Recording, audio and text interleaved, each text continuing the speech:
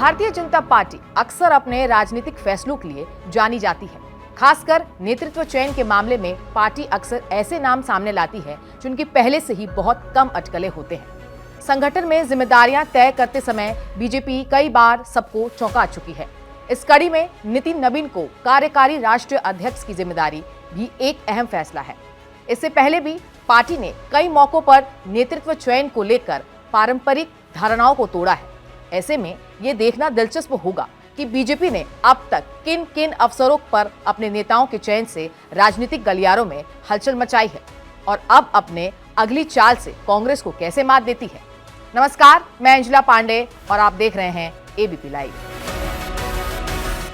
2017 के विधानसभा चुनावों में बीजेपी की जीत के बाद नेतृत्व को लेकर बड़ा फैसला लिया गया था।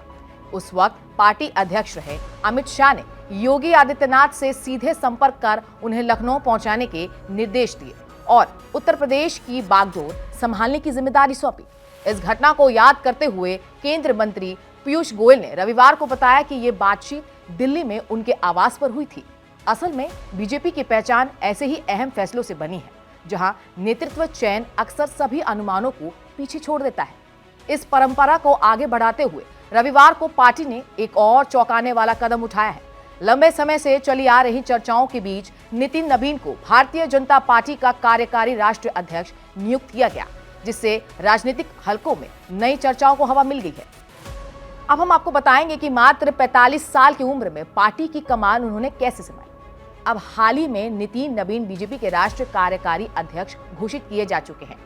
बीजेपी सूत्रों के माने तो 14 जनवरी के बाद उन्हें राष्ट्रीय अध्यक्ष की जिम्मेदारी दे सकती है। जनवरी में जब वे बीजेपी के राष्ट्रीय अध्यक्ष होंगे तब वे बीजेपी के सबसे युवा राष्ट्रीय अध्यक्ष होंगे।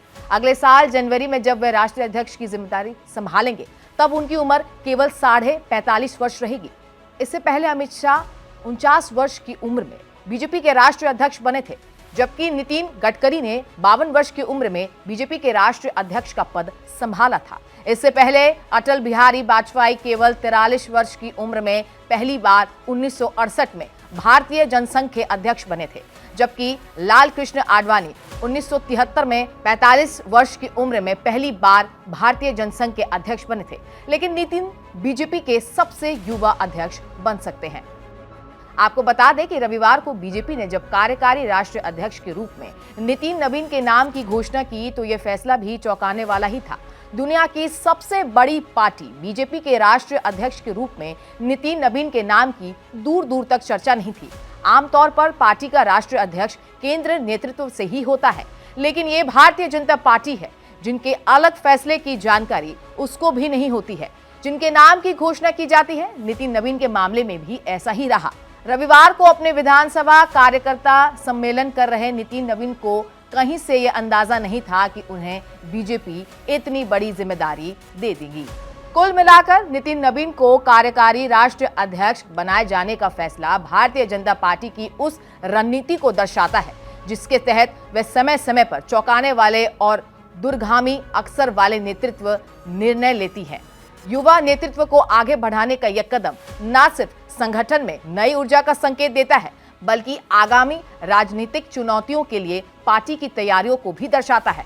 अब सबकी नजर इस बात पर टिकी है कि नितिन नवीन इस जिम्मेदारी को किस तरह निभाते हैं और बीजेपी उनके नेतृत्व में किस प्रकार अपनी राजनीतिक बढ़त को और मजबूत करते हुए विपक्ष खासकर कांग्रेस को रणनीतिक रूप से घेरती है। अगर आपको ये वीडियो अच्छा लगा हो तो like, share, comment and subscribe करना ना भूलें।